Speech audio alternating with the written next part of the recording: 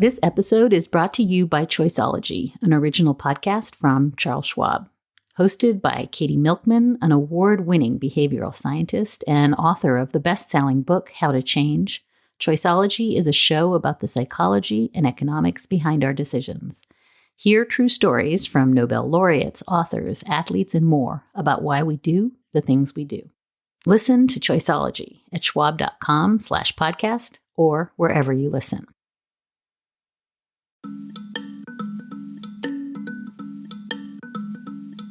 A lot of the people I was speaking to and writing about were carrying secrets themselves. Abortion is a very complicated subject, and people need time to feel comfortable, to get to know you and to open up. Hi, and welcome to Amicus. This is Slate's podcast about the law and the courts, and I am Dahlia Lithwick. I cover those things at Slate. This week's show is part of our summer series, where we take a big step back from the maelstrom of breaking daily court news to open our eyes and ears to books that you may have missed or that maybe helped us look at this beat from a different, interesting perspective. And with that in mind, we are talking to the author of a book that I just devoured in the past year. It's called The Family Roe, An American Story by Joshua Prager. Josh is a former senior writer for the Wall Street Journal. He's written about historical secrets, and his work, described by George Will as exemplary journalistic sleuthing, has shed new light on cultural touchstones. Josh's most recent book, The Family Roe, is a double biography of both Roe v. Wade, the case, and Norma McCorvey, its plaintiff. The book has, in the year since Dobbs, really helped me to think through the fight over reproductive rights and freedom and justice in America. It was a finalist for the 2022 Pulitzer Prize for General Nonfiction. So, Josh Prager, welcome to the podcast. Thank you so much for your kind words and for having me. I want to start by saying this book is very intimate. It opens really intimately with a kind of generational, geographic, cultural biography. And in some sense, the book opens almost, Josh, with an elegy to this community of poor, deeply religious, sometimes illiterate, displaced former Acadians. And they have too many kids and they can't make ends meet. And people just keep getting pregnant the minute they turn 17. I feel like I want to start with the ways in which your book is a love letter in some sense to a time and a place. And it is as much that trying to unpeel this moment in history that eventually produces Norma McCorvey as it is a polemical or political book. Yeah, you know, when I think about Roe and I think about abortion in America, I think about class, I think about sex, I think about religion. And Norma McCorvey, Jane Roe, sort of beautifully encapsulates all of these things. And when I wanted to understand her, you would think that the logical place is to begin with Norma herself. But for a few reasons, as we might discuss, she was a complicated woman. And though I spent 4 years with her, she was not always the most sort of reliable narrator to her own life. And so I wanted to even look back before Norma. And unbeknownst to Norma, she was the third consecutive generation in her family to have an unwanted pregnancy. And as you mentioned, it was always at the age of 17. And I started looking back. I started with her grandmother. And her grandmother was a woman named Bertha. She was born and lived right along a river in rural Louisiana called the Atchafalaya. And she was not married when she got pregnant. And this was a catastrophe. And her family made sure that she sort of married immediately. They were Catholic. Interestingly enough, religion really is at the heart of everything. And I'll just pause to say, you know, she's pregnant in 1922. Only 5 years before, in 1917, is when the Catholic Church sort of takes on its absolutist stand on abortion that we all know today. No abortion is ever okay. But for 700 years, sort of previous to that, the Catholic Church had actually distinguished between abortions pre and post quickening, as they called it, the sort of point at a pregnancy roughly 16 weeks when the woman who is pregnant can sort of feel the fetus moving. So you might have thought that there might have been sort of some room there for an abortion. But again, this is 5 years after that. Her family is very religious. She's made to marry right away. She becomes born again. They become Pentecostal. And then I move on to the next generation. And even though that shotgun wedding was a complicated thing for Bertha, when her daughter, Mildred, who is Jane Roe's mother, then gets pregnant in 1940 at the age of 17, Bertha is even sort of harsher with Mildred than her parents had been with her. And they make Mildred leave town. She's sort of disappeared. She goes to the big city of Baton Rouge. She gives birth, and then her parents take that child from her to raise as their own. And Mildred, that really is sort of the great hinge in her life. There's a before and an after. She's never the same. She has to pretend that her daughter, just across the Atchafalaya River, is in fact her sister. She's distraught. She becomes an alcoholic. She then marries. Her home is completely broken. And that is the home in which Jane Roe, Norma McCorvey, is raised. And I wonder, before we dive deep into the story, both of Norma and the case, if you could back up and tell us, as you noted, this book took you years to put together. And I wonder if you could just tell us, Josh, what your process was, because it does have this quality as you go through of you just finding things that it is improbable in the extreme that you're going to find, and having conversations with Norma on her deathbed, again, improbable. So I wonder if you could just take us through what this investigation was like for you, because it's quite an amazing story on its own right. Well, I feel like I got there just in time because I was able to sort of find, again, reliable narrators to all of these sort of important points in Norma's life and the life of her family. So I just mentioned Mary. Mary, Norma's mother, was still alive when I found her. I found her in an old age home in Louisiana. She had never given an interview in her life. And she spoke unapologetically about the fact that she had beaten her daughter, Norma, because Norma had come out of the closet to her. That's just sort of one example that leaps to mind. Basically finding people at every turn. I then found also some of Mary's best friends who remembered to me. And I discovered that Mary had been disappeared from her town and gone to Baton Rouge only after Mary died. But I found some of her best friends who were in their 90s, who remembered to me when their friend had just sort of, disappeared from town. Basically, what I did was I looked constantly for three things. I looked for papers that could sort of, bring to life in black and white what it was like to be Norma McCorvey, Jane Roe at every point in her life. I looked for people who could sort of, tell me if what she said was true and wasn't true. And then I looked as well for always the earliest recollection. So often the stories that we know are false. The stories that we read are not true.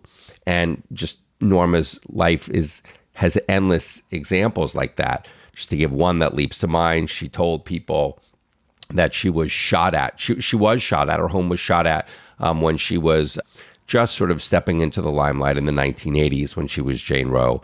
And she told everyone this was because she was Jane Roe, and that was the story that everyone told. The New York Times reported that. But if you then sort of went back and found the truth, it actually had to do with a drug deal. And there was a little sort of police report. So I was always sort of going back and finding all of these things. There was one lucky break that I had. My quest sort of to tell her story really began when I realized that Jane Roe had not had the abortion she sought. She had, with Roe v. Wade. And it was sort of an obvious thing once it occurred to me. Of course, a lawsuit takes longer than the gestation of a baby. So somewhere there was a child she had given birth to and placed for adoption. How to find this person? Well, Norma didn't wish to speak to me at first unless I paid her. I explained I was not allowed to do that. And what ended up happening was I found my way to Norma's partner, her on-again, off-again partner of 40 years, a woman named Connie Gonzalez. Though Norma had relationships with men too, she told me that she considered herself gay. And I found myself speaking with Connie outside a very little home in Dallas. And the second time I went to visit Connie, she mentioned that her home had just been foreclosed on. she was about to have to leave, and all of her papers in the garage were going to be thrown out. And oh, by the way, Norma's private papers were in the garage. Did I want them? And I said, absolutely. Those are very important. And I stuffed them into bags. They were scattered. And looking through them, they were a great jumble. It was like a big hunt for information. Who is this person? Why is this date important? What is this letter? Who wrote this? They were really kind of an important guide, really, to putting Norma's life together. And so the search was at the heart of this whole thing. I'll just say also the book did take me 11 years, and it couldn't have happened for two reasons had I not spent that much time. One, there was just an enormous amount of information to uncover, people to find.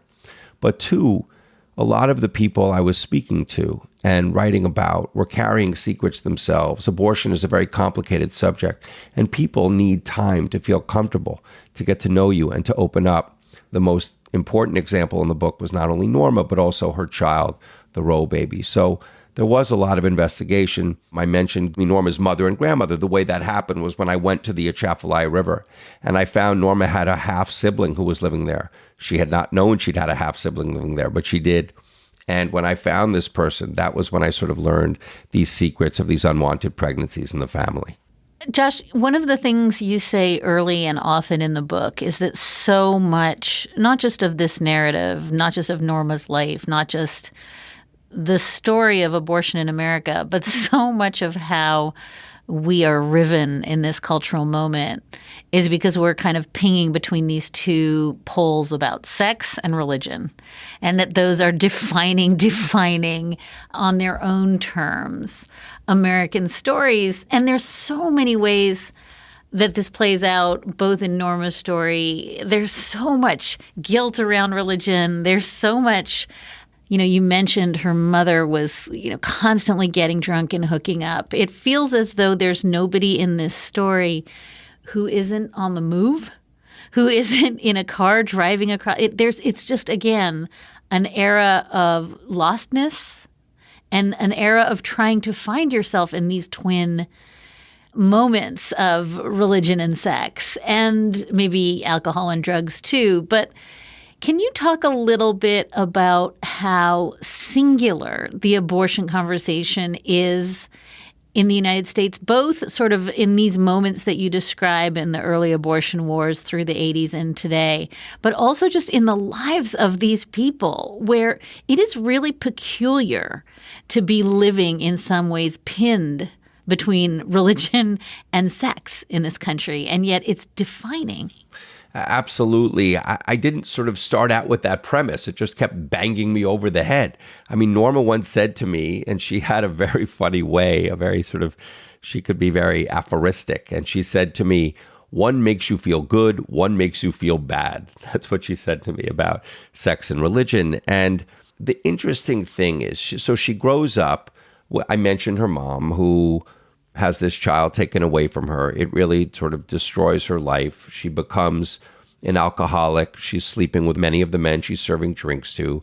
But again, she comes from a place where sex is completely shameful, and she's fighting that. So she becomes born again, just like her mother did after her unwanted pregnancy. She marries a fellow named Olin, an electronics repairman. They become born again. They become Jehovah's Witnesses. So even more, like if you could even sort of up the ante on the Pentecostal upbringing that Mary had, that really is the home that Norma is raised in. Everything is so severe and horrible and black and white. And she's sort of peddling these thou shalt nots at these Jehovah's Witness sort of churches throughout East Texas. Her father's sort of driving her about, and she's selling, I think the book is called The Watchtower, and she's handing them out and telling people, sex is no good, abortion is no good, of course, birthdays are no good, everything is no good. And she's watching her mother, sleep with many men. There's sort of a carousel of partners in her home when her father's away. And then at the age of 12, Norma, this is 1959, she was born in 1947, Norma sort of goes on a bus across the state line with one of her elementary school classmates, a girl. They check into a motel, and soon thereafter, the girl she's with tells the cops that Norma tried inappropriate things with her. That's the quote, inappropriate things. Norma is then very quickly sent to a school for quote unquote delinquent children. And I mention this because she then goes to another school for quote unquote delinquent children in Gainesville, Texas. And she's actually very happy. She realizes that as sort of illicit and buttoned up as sex was in her home, it's free and wonderful and joyful, and it feels good in the schools where she is a student. She's having sex with some of her female classmates. She's gay. She comes out to her mom, and as I said, her mom beat her. What's so interesting and what's so sort of to the point here in terms of sex and religion is Norma, if you think about it, she's exposed to these sort of two really very different worlds. On the one hand, the incredibly religious world, the Jehovah's Witness world. On the other hand, this sort of very bohemian, free group of women that really defines who Norma is. It's her sorority when she finishes school and she's in her late teens and early 20s in Texas. They're out, they're brave. It's a dangerous thing to be sort of out in Texas in the mid to late 1960s, but so she is. And that exposure is really what defines Norma. It really makes her ambivalent deeply to her core about sex, about abortion. And I think similarly, it goes right to the heart of the fact that America is also of two minds about abortion. On the one hand, we have our sexual freedoms. On the other hand, we have our fundamentalist, puritanical roots. And Norma sort of beautifully embodies this ambivalence and this uniquely sort of American view of sex. And it really comes to a head in the case of Roe when Norma, at this point, we can work our way to the case, how that happens. But when she finally is Jane Roe, she is really not thinking much at all about the movement. She simply wants an abortion. It's her third pregnancy. She got the interesting thing about Norma, she was still sort of holding on when she was a teenager to the idea that she would get happily married to a man and live in a house and have a white picket fence and have children and all that. And she's a car hop at a drive-in spot, and she ends up meeting a man there named Woody, who is very crass. He orders a Coke and a fur burger. This is what he asks for when she comes over to take his order. They end up getting married. She's 16 years old. Soon thereafter, she has a child. She thinks she's going to raise that child, but very quickly she realizes she wants no part of that. She's unfit to be a mom. And she begs her mother to take the child off her hands. She later says that her mother kidnapped her child from her. This was ridiculous. She begged her mother to take the child off her hands. Her mother, Mary, who had lost a child to her mother, there are all these cycles constantly, she does take the child off her hands, and the child's name is Melissa. She raises that child. Norma then quickly gets pregnant again and places that child for adoption. And it's in 1969 that she's pregnant for the third time and realizes she does not want to go through the hell of carrying pregnancy she does not wish to have. And she wants simply to have an abortion. But of course, abortion is completely illegal in Texas in 1969.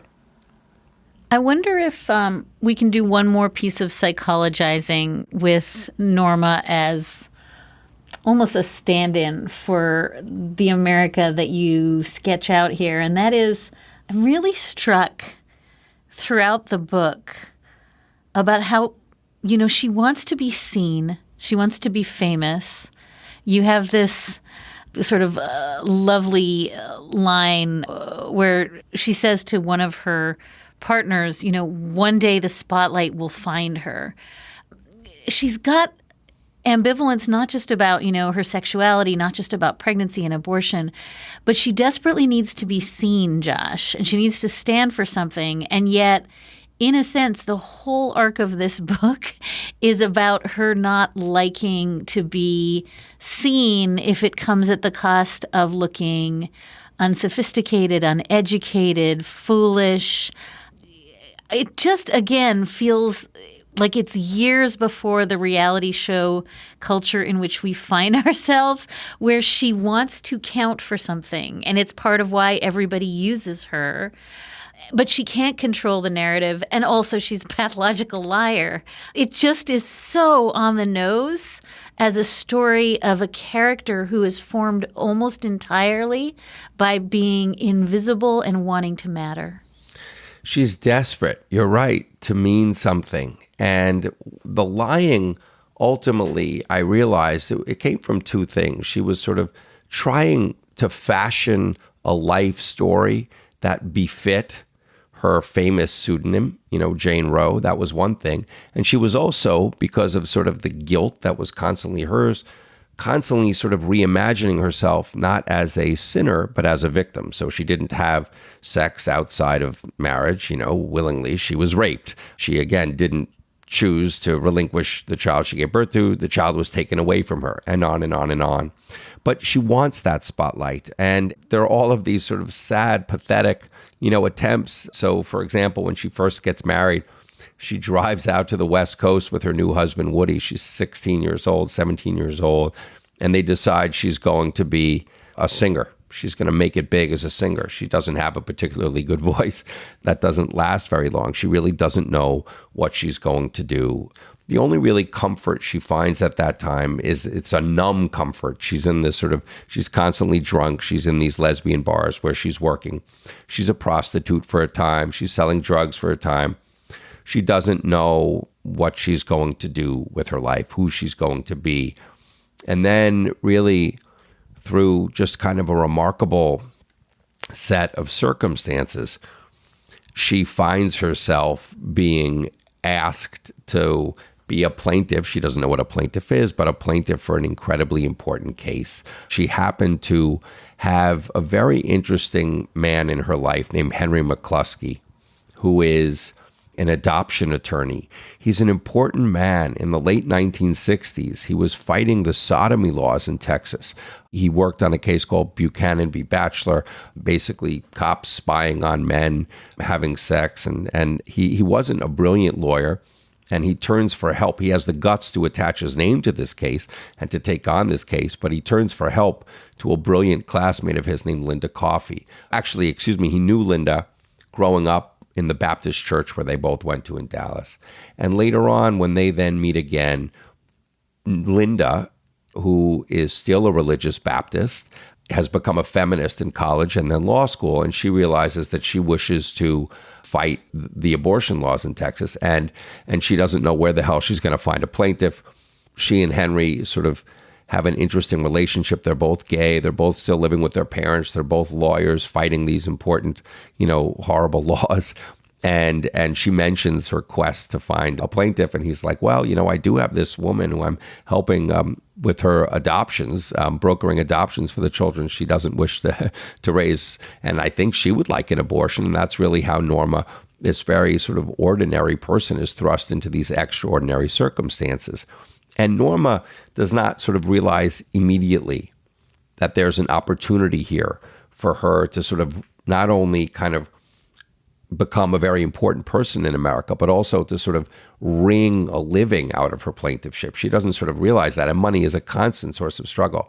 But she's immediately struck by the fact that here are these two very smart women who would not ordinarily be spending any time with her, Sarah Weddington and Linda Coffey, and they're, sitting down and having a beer with her in a pizza joint and talking to her about the fact that she could help them. And Norma is also very drawn to Sarah. Sarah is sort of fun and voluptuous and has red hair, which Norma loved. And Norma's really taken with her. And she agrees to sort of be their plaintiff before she has any idea what that means. And the sad thing is that sort of unspoken, but, she did correctly sense that she could be part of something important there. Yes, she only wants an abortion for herself. She's not really thinking about the movement. But again, it's like this passport to a different world. Class is really at the heart of it all. And later, when she sort of, articulates what she's feeling then, the sort of first, buzz of that nice feeling, she articulates, hey, I want to be part of your world. I want to sit at your table. I want to sort of join your movement. There's unfortunately no room for her at the table. They don't really want Norma to help in any way. And that's really a devastation that drives Norma ultimately to the other side. We're going to take a quick break, but before we hear from some of our fantastic sponsors, I wanted to extend a great big thank you to our fantastic Slate Plus members who powered us through Opinion Palooza this past June and who continue to support all the work we do here on the show and at Slate.com. Slate Plus members, the best. I mean, they do get some goodies for their altruism. They get ad-free versions of all of Slate's podcasts, exclusive bonus content on this show and other awesome Slate shows like The Waves and Slow Burn. And they never, ever hit a paywall at slate.com. If you are not yet a member, you can find out more at slate.com/Amicus Plus. And hey, Slate Plusers, thank you. This episode is brought to you by Choiceology, an original podcast from Charles Schwab. Choiceology is a show all about the psychology and economics behind our decisions. Each episode shares the latest research in behavioral science and dives into questions like, can we learn to make smarter decisions? Or what is the power of negative thinking? The show is hosted by Katie Milkman. She's an award-winning behavioral scientist, professor at the Wharton School, and author of the best-selling book, How to Change. In each episode, Katie talks to authors, athletes, Nobel laureates, and more about why we make irrational choices and how we can make better ones. Choiceology is out now. Listen and subscribe at schwab.com/podcast or find it wherever you listen.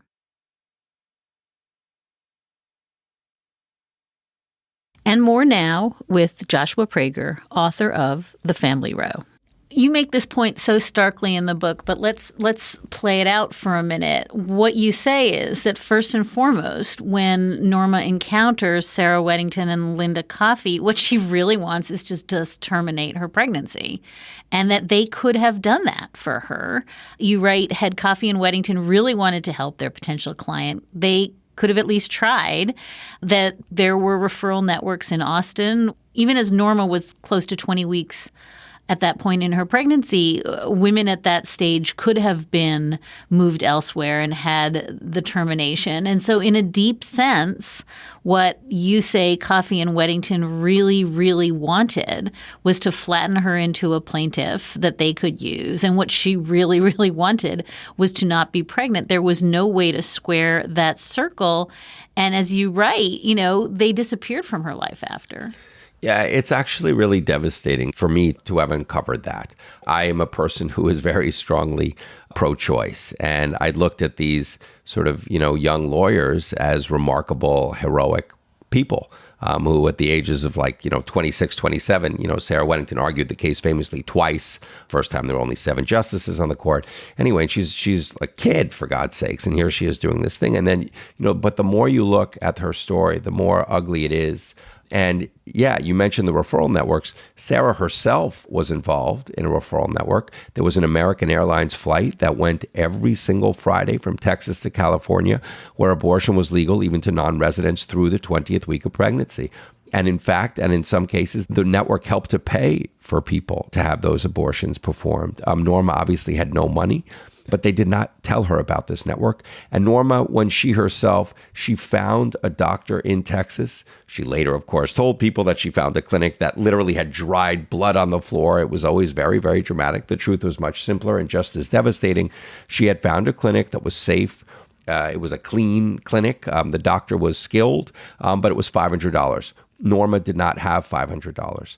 And so they don't tell Norma about these sort of options. And Sarah doesn't even mention that she herself had an abortion, that she had sort of gone south of the border to Mexico. She'd gotten pregnant in law school.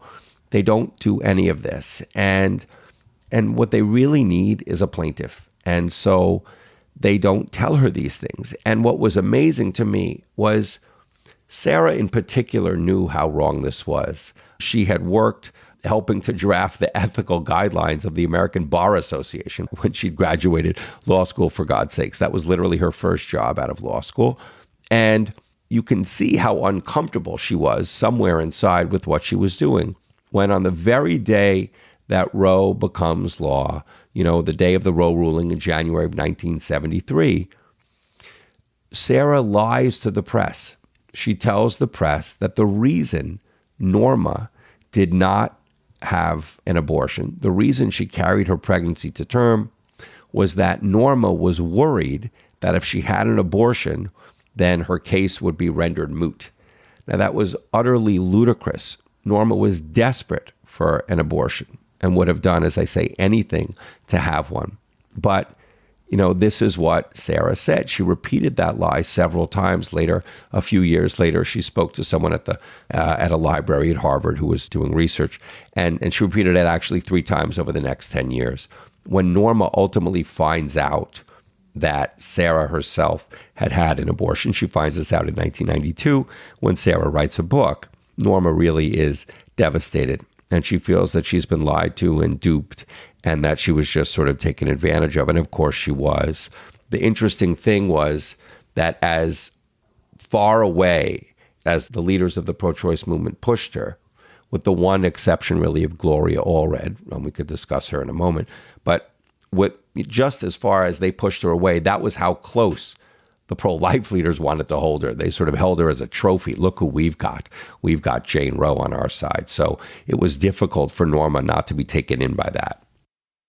That's exactly where I want to go. I think that there's, the sort of almost counter narrative in the book is Dr. Mildred Jefferson, who is in some ways a mirror of Norma. In some ways she is Norma, except that she's Black and has all, sorts of opportunities, including going to med school, that Norma never gets. But she really, in some ways, is the person who both, if we're kind of looping back to the idea of seeing Norma, but also using Norma.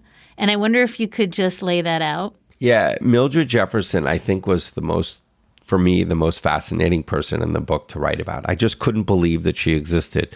You sort of couldn't make her up. She was a very, very brilliant woman, born in segregated 1930s Texas. She was actually born in 1926. Her parents, they're a teacher and a Methodist pastor. They actually split up when she's very young, and she's raised just by her mother. She's not only brilliant, she's very precocious, and she follows around her town the white doctor when he makes his house calls. She decides that she is going to be a doctor. She sort of believes very much in self-determination, and anyone who will listen to her, she sort of tells them that she's going to be what she wishes to be. She graduates from college at the age of 18, summa cum laude. She then heads off to Harvard Medical School. She's the first Black woman to graduate from Harvard Medical School ever. That is 1951. It makes her really a celebrity around the country. It doesn't hurt that she's also very beautiful. That's actually a big part of who she becomes, because when she then becomes, and we'll get to that in a moment, a leader of the pro-life community, they constantly sort of put her on television where she just sort of, eviscerates her opponent and looks beautiful doing so. Anyway, she decides when she graduates Harvard Medical School, she's going to become a surgeon. And she sets off to become certified. But what unfortunately for her happens is that there's no room in 1950s America for a Black woman to become a certified surgeon. The Surgery Association, whatever the official name is, has literally never certified a Black woman surgeon at that point. And she ends up basically toiling for 20 years.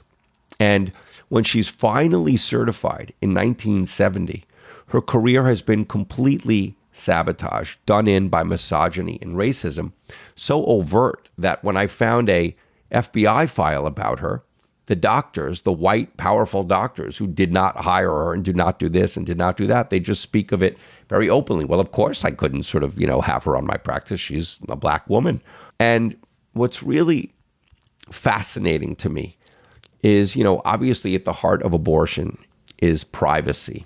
And privacy is connected to secrecy. And what ends up happening in in Mildred's life, there's that slip because they really are similar in some interesting ways. What ends up happening is that Mildred meets a man, she falls completely in love with him. It's not a coincidence that she ended up in Massachusetts. Not only was Harvard there, but interracial marriage was legal there at a time when it was illegal in roughly half of the country. She falls in love with this man, a young white sailor, and he wants to get married. But she basically says, we can't get married. Look at what I've suffered. And if we have a child, our, biracial child, there will be no place for him or her in this world. And she finally agrees to get married only on the condition that they will not have children. And it is this same woman who will not bring a life into this world who then decides that every other conception must result in a birth. It's sort of a remarkable thing. So how does that happen? How does she get there? Well, I mentioned sort of, her career has been sabotaged, and it's 1970. And just when she really has no hope ever of making it as a doctor, just then the American Medical Association announces that basically, if it tells its doctors, hey, everybody, if you work in a state where abortion is legal, because obviously abortion was legal in a few states pre-Roe, then you have to provide those abortions. Now, abortion has never been something that Mildred has given much thought to. She didn't have a particularly sort of strong opinion about it, but it bothers her enormously. Not so much that abortions are being performed, but that doctors are being called on to perform them. And she starts going to meetings of a small pro-life organization in Massachusetts. She raises her hand. She speaks. The sort of people there are spellbound at how sort of, powerfully she articulates their position. And the very parts of her biography that were just sort of, sabotaging her career are catnip to the leaders of the pro-life movement. They're all white Catholic men. And here you now have a black Methodist woman who's a beautiful surgeon to boot. And very quickly, she sort of rises to the top of that nascent movement. And she is speaking on a program at WGBH in Boston, speaking on a television program, I think it was called The Advocates, days before Roe, when Ronald Reagan off in California tunes in, hears her, and then writes her a letter saying that you have convinced me that abortion is the taking of a human life. He says, I wish I'd heard you speak before, the legislation I signed into law. She's really sort of catapulted to the head of the movement, and she very quickly becomes absolutist. Again, there is no abortion can never be allowed, never be legal, setting aside the things that she herself has experienced in his life. This is what she's saying. And it's really sad and powerful, a window into the ways in which people can sort of, push away their own experience and just sort of sublimate it and become really draconian in their public beliefs. And again, you see the great difference between public-private. Public-private happens with Norma's life. It happens here with Mildred Jefferson's life and many, many others too. Let's take a short break. Now let's return to my conversation with exemplary journalistic sleuth Joshua Prager and his book, The Family Roe. In a way, I think, Josh, because this book is such a sensitive attempt to understand all these characters and to feel real compassion for them, you come away with the sense that there are all these very extreme, very political actors and that there's no possibility for compromise. But in a weird way, Norma herself, at the end of her life, had hit upon what she felt was a pretty reasonable, I think, sense of how we could move forward despite all these intractable positions?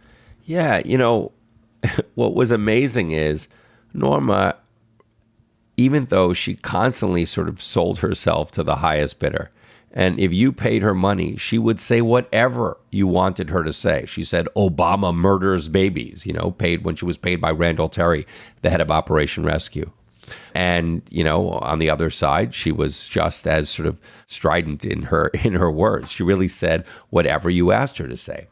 But she had conviction. She had an opinion.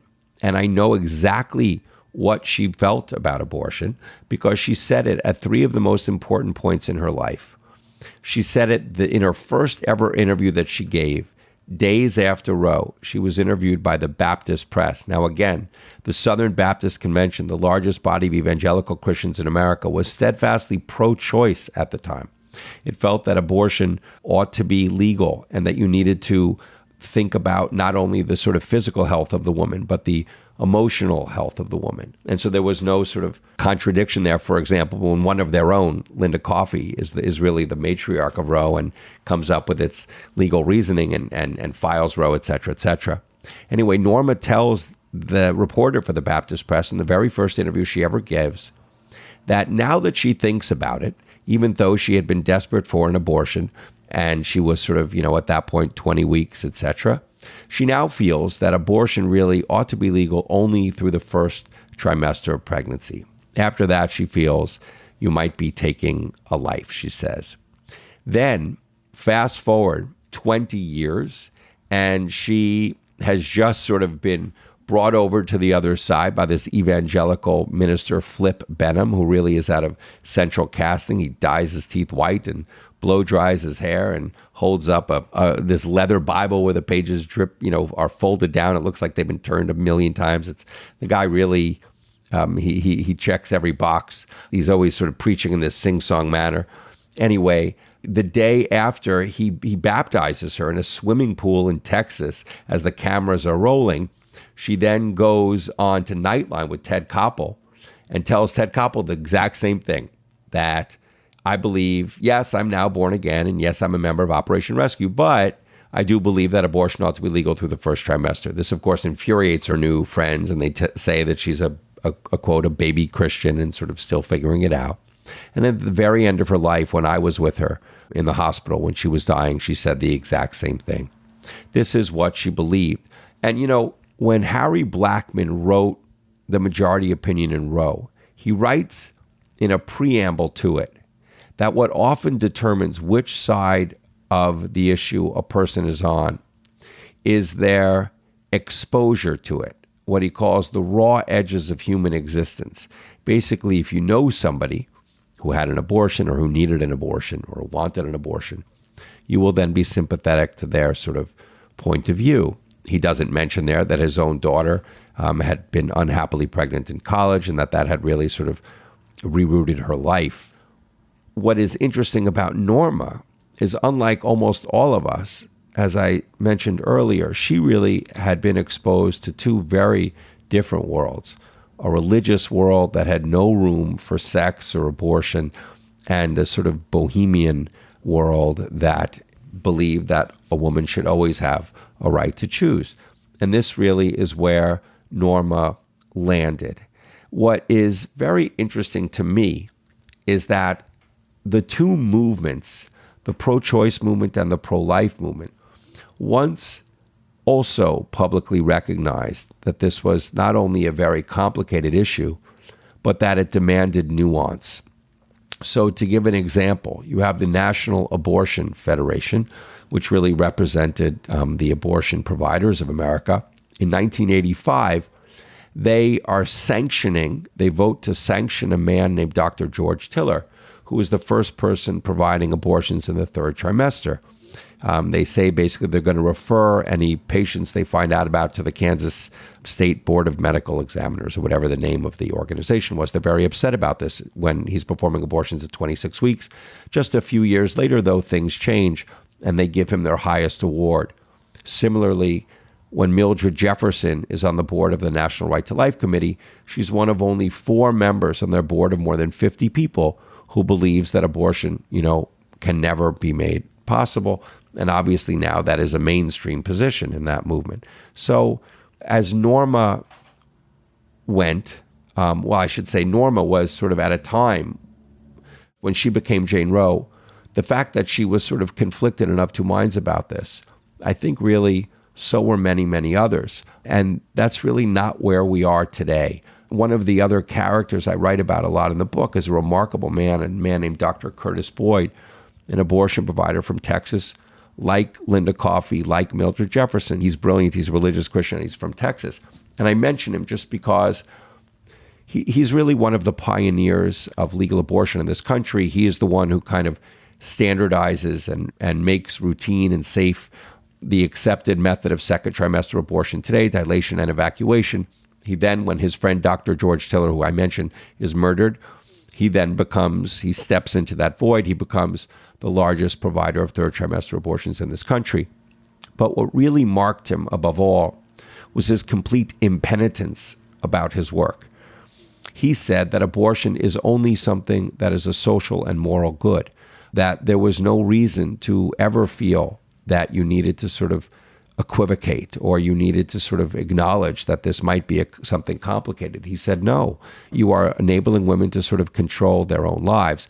Decades later, you had people like Katha Pollitt saying the exact same thing, of course, but he said this many, many years before. And that point of view really now is what I think really defines the pro-choice movement and was at odds with not only Norma, but other people at the heart of Roe v. Wade. Henry Wade, the district attorney in Dallas, was actually privately pro-choice.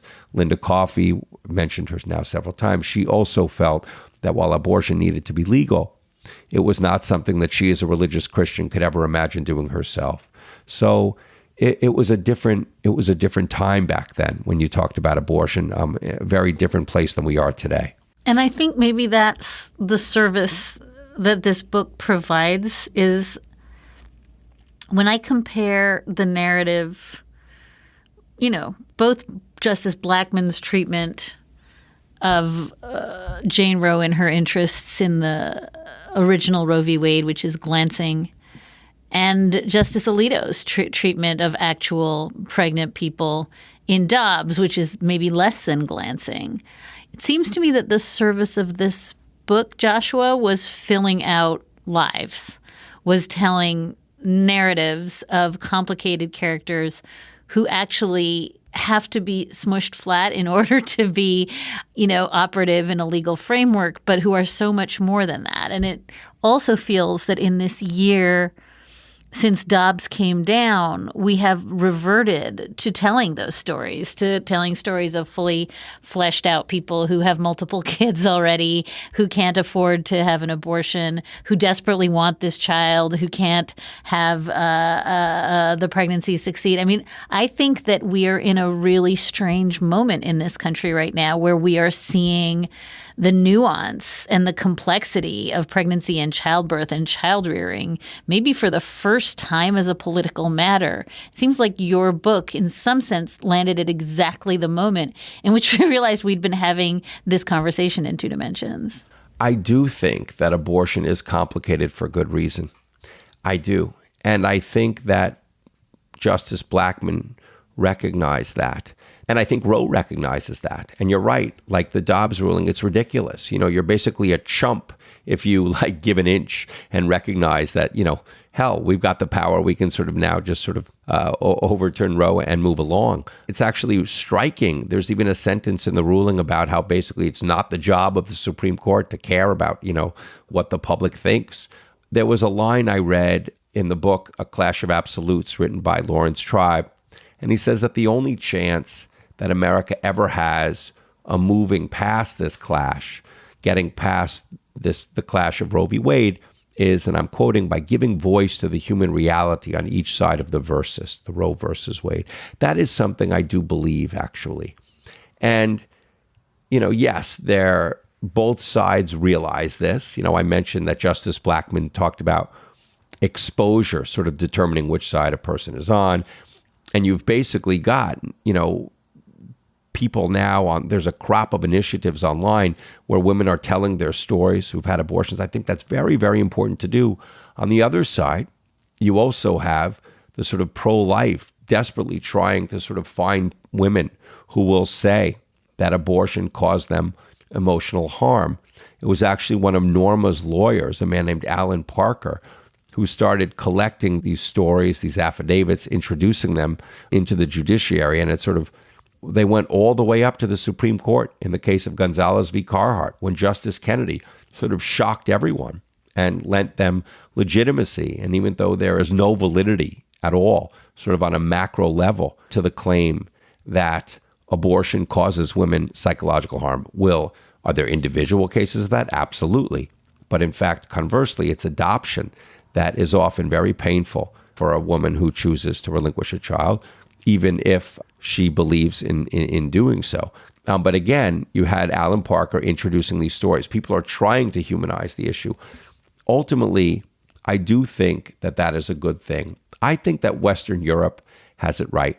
I think that it is not a horrible thing to acknowledge, even if you are steadfastly pro-choice, that having an abortion is not the same thing as sort of, having a tooth pulled. And that basically you do have to wrestle not only with the reasons a woman wishes to have an abortion, but the humanity of the fetus.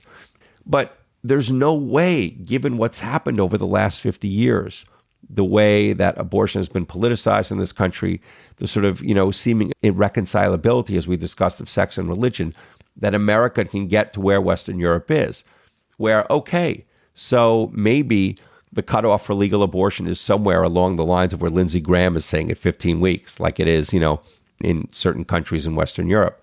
But until that point, it is the exact opposite of the way it is here. Here, we're throwing obstacle after obstacle in the way of the pregnant girl or woman, whereas over there, abortion is available, it's free. A woman is not made to get consent or be told that it's going to cause cancer, or on and on and on and on. I'll just finish this by saying that there have been folks who felt, like I remember Jeffrey Rosen wrote an article about this 20 or so years ago that I quote in my book, saying, you know what, horrible as it is, and I think Linda Greenhouse actually recently wrote a column about this too, horrible as this is, the overturning of Roe, it will ultimately lead to a better place. That's what they believe, that there are generations of women who could just take legal abortion for granted. But now we can't do that. And now, just as Roe galvanized those opposed to it, Dobbs has galvanized those opposed to it. And I do think that there is some truth to that. Of course, you're ending up with all of the collateral damage. It's horrible. The sort of poor people who can't afford, just as Norma couldn't afford, to go to where abortion was legal. But it might be, when we look back on this in several years, that ultimately we did get to a better place. I certainly pray that that is the case.